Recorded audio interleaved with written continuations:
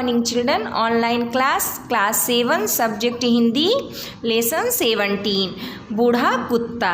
तो ये जो बूढ़ा कुत्ता है इसके कहानी के लेखक कौन है? रामवृक्ष बेनीपुरी जी हैं। और ये प्रस्तुत पाठ में लेखक ने बुढ़ापे की कथा का सजीव चित्रण किया है। बुढ़ापे में प्रत्येक प्राणी शक्ति खोकर दूसरों पर आश्रित हो जाता है। तो आइए हम अपना ये कहानी पढ़ते हैं इसमें कि हमें हमारे लेखक ने इसमें क्या बताया है। चलिए। बार बार दुत्कारे जाने पर भी जब यह कुत्ता बरामदे के बाहर अगले पैर खड़े कर और अपने पिछले भाग को जमीन से सटाकर बैठकर धीरे धीरे पूंछ हिलाता हुआ करुण सजल आँखों से मेरी ओर देखने लगता है तो मेरी समझ में नहीं आता कि क्या किया जाए। यह कुत्ता बूढ़ा हो गया है। इसकी समूची देह में खौरा लग गया है जिसे अपने ही पंजों से खुजा खुजा कर इसने सारे बदन में घाव कर लिया है। इसका पेट भी खराब हो गया है। आसपास रहता है। इसके शरीर से बहुत बदबू आती रहती है। फिर भी भला कौन इसे अपने बरामदे में चढ़ने दे, घर में आने दे। ज्यों ही वह किसी के घर की ओर बढ़ता है हर मुंह से दुत्कार फटकार बरसने लगती है। तब भी यह नहीं मानता। फिर तो इस पर झाड़ू से, छड़ी से, खड़ाऊं से, जूतों से मार पड़ने लगती है। मार खाने पर भी यह तब तक मुड़ने का नाम नहीं लेता जब तक कि चोट असह्य नहीं हो जाती है। तब कूं करता हुआ यह बरामदे के नीचे तो उतर जाता है किंतु वहां से भागने का नाम नहीं लेता। यह बैठ जाता है और टुकुर टुकुर मेरा मुंह देखने लगता है। एक मित्र ने कहा, कुचला खिला दीजिए, मर जाएगा। एक बंदूकधारी मित्र बोले, गोली से उड़ा देता हूँ। सोचता हूँ इसकी बुरी गत से मौत अच्छी होगी किंतु चाहकर भी कभी मुंह से हाँ नहीं निकल पाता। यह बहुत दिनों से हमारे घर में है। इसका जन्म कहाँ हुआ पता नहीं। इसका बचपन भी कहाँ बीता इसकी भी खबर मुझे नहीं है। एक दिन गर्मी की दोपहर में एक मोटा ताजा पिल्ला मेरे घर में न जाने कब घुस आया और खाट के नीचे लेट गया। वह थका हुआ गर्मी से परेशान था। खाट के नीचे की जमीन उसे सुखद लगी। वह चुपचाप लेटा हुआ जोर से हाँफ रहा था। मैं खाट पर चैत्र की दोपहरी में झपकी ले रहा था। एक समान ताल से निकलने वाली हाँफने की आवाज़ से मेरी आंखें खुली। मैंने इधर उधर देखा पर कुछ नहीं दिखा। खाट के नीचे देखा तो मेरी नज़र इसकी चमकती आँखों पर पड़ी। उस दिन भी इसकी आँखों में ऐसी ही सजलता और करुणा थी।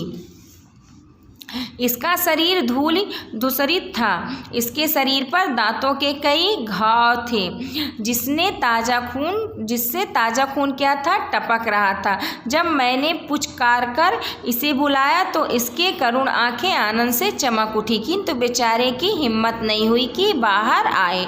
मैं जाकर थोड़ा दही भात ले आया और खाट के नीचे रख दिया। उसे खाकर यह फिर लेट गया। मैं भी खाट पर सो गया। जब शाम को नींद टूटी और मैं गांव की ओर निकला तो देखा यह मेरे पीछे पीछे आ रहा था। अपनी अधिकार सीमा के अंदर एक अपरिचित पिल्ले को देखकर गांव के कुत्ते भौंकने लगे। एक दो इसकी ओर झपटे भी। जब वे इस पर टूट पड़ते तो यह मेरे पाँव के बीच में आ जाता था। मैं उन्हें दुत्कार देता किंतु धीरे धीरे इसने उनसे दोस्ती कर ली। अच्छा भोजन, घर का प्यार और सुरक्षा पाकर थोड़े दिनों में यह एक अच्छा खासा कुत्ता बन गया। इसके शरीर के घाव भर गए। जिसे कभी सुरक्षा चाहिए थी वही मेरे घर आंगन का प्रहरी बन गया। जो कुत्ते उस दिन इस पर भौंके थे उन्होंने इसे अपना सरदार मान लिया। मैंने गांव से दूर हटकर खेत में घर बनवा लिया था। मेरे पास इतने पैसे कहाँ कि रात दिन पहरा देने के लिए कोई संतरी रख सकूं और स्वयं कहाँ तक जागा जाए। मुझे भरोसा था कि इसी कुत्ते का जो कि हमारी नींद लगी इसने घर के आसपास चक्कर लगाना शुरू किया। ज्यों ही दूर किसी को देखा या जरा सी आहट पाई कि लगा भौंकने। जब तुरंत नींद लगी हो तो इसका भौंकना कितना बुरा लगता है। मैं प्रायः बाहर आकर इसे डांटता, डांटने पर यह चुप हो जाता। यह मेरे नज़दीक आकर मेरा बदन सूख जाता था, मुझे इत्मीनान दिलाता, जाइए आप निश्चित सोइए। किंतु फिर जरा सी खटपट होती तो यह फिर भौंकता, आप सोइए या ना सोइए, यह कुत्ता ऐसा नहीं होने देगा कि आपके घर में चोरी हो जाए। और इसके बावजूद जो एक बार चोरी हो गई तो क्या उसमें इस कुत्ते का कोई कसूर है। हमारे घर में एक बिदागिरी होने वाली थी। दिन भर धूमधाम रही। रात में बड़ी देर तक गांव की स्त्रियां आती जाती रहीं। जब घर के लोग सोने गए तो ऐसे सोए कि जैसे घोड़े बेचकर सोए हों। और यह कुत्ता घर के सामने आकर गला फाड़ फाड़ कर भौंकता रहा। अचानक मेरी पत्नी रानी की नींद टूटी और वे अपने कमरे से बाहर गई तो कुत्ता घर के पीछे की ओर भौंकता हुआ दौड़ा। उन्हें कुछ संदेह हुआ, वे लोगों को जगाने लगी, शोर करने लगी। जब रोशनी की गई देखा गया घर में सेंध है, कुछ चीज़ें चली गई हैं, किंतु इस कुत्ते ने ही बचा लिया, नहीं तो उस दिन सर्वनाश ही हो गया होता। दिन में इसे देखा तब मालूम हुआ कि चोरों ने कई बार इस पर आक्रमण किया था। भाले का एक बार तो इसके ऐसा लगा था कि अगर इसने अपना बचाव न किया होता तो उस दिन इसका काम तमाम ही हो गया होता।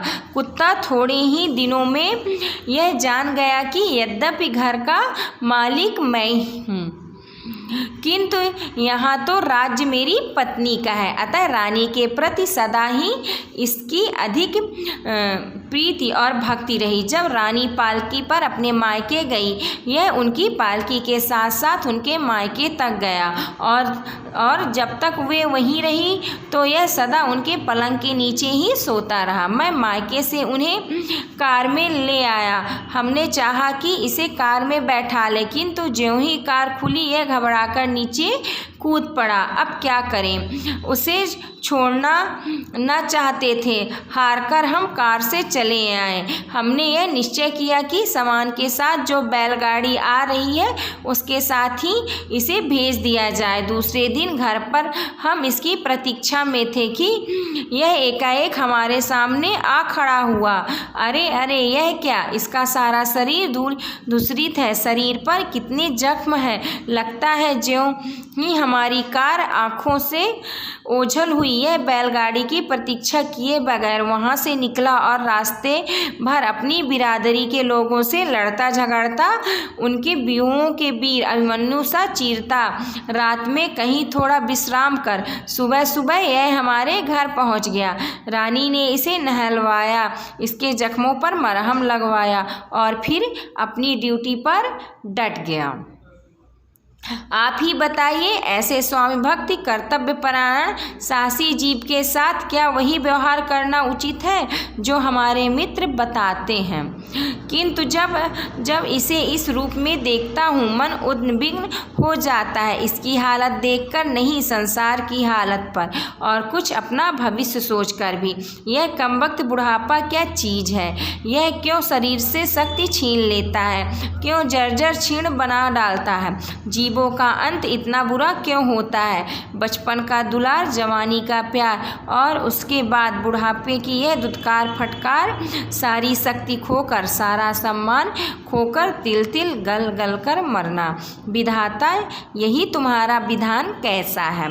तो ये आपकी छोटी सी कहानी थी जिसमें किसके बारे में बताया गया है, एक कुत्ते के बारे में जो कि आजकल इंसान से ज़्यादा वफादार होते हैं। कहते हैं ना कि इंसानों को पालने से अच्छा है कि हम किसी जीव जंतु यानी कुत्ते को पाल लें या गाय भैंस को पाल लें, वो हमारे प्रति ज़्यादा वफादार रहेंगे। लेकिन आजकल के इंसान इतने वफादार नहीं रहते हैं। देखिए, इसमें वर्ड मीनिंग दी गई है, इसे आपको क्या करना है, अपने कॉपी में नोट करना है और लर्न करना है।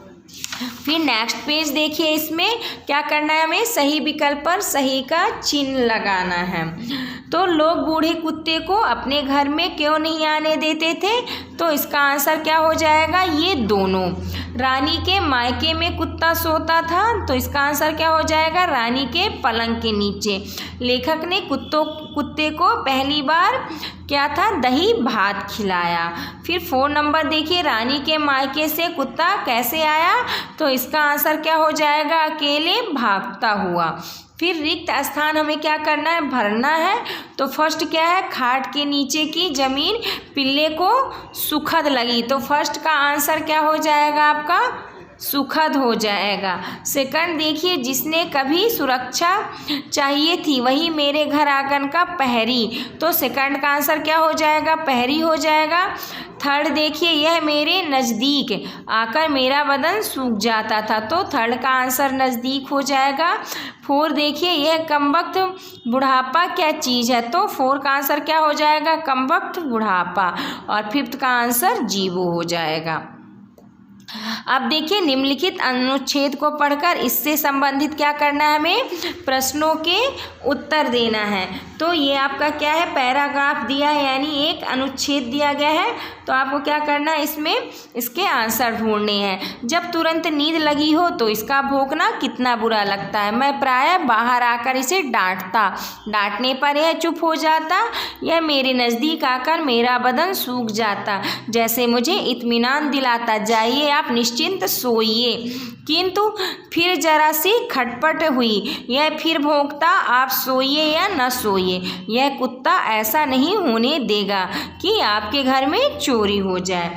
तो फर्स्ट क्वेश्चन क्या है, लेखक को क्या बुरा लगता था, तो इसका आंसर क्या हो जाएगा, जब तुरंत नींद लगी हो तब कुत्ते का भौंकना लेखक को बुरा लगता था। सेकंड देखिए, लेखक का बदन सूंघकर कुत्ता उसे क्या तसल्ली दिलाना चाहता था, तो इसका आंसर है, लेखक का बदन सूंघकर कुत्ता उसे यह तसल्ली दिलाना चाहता था कि जाइए आप निश्चिंत सोइए।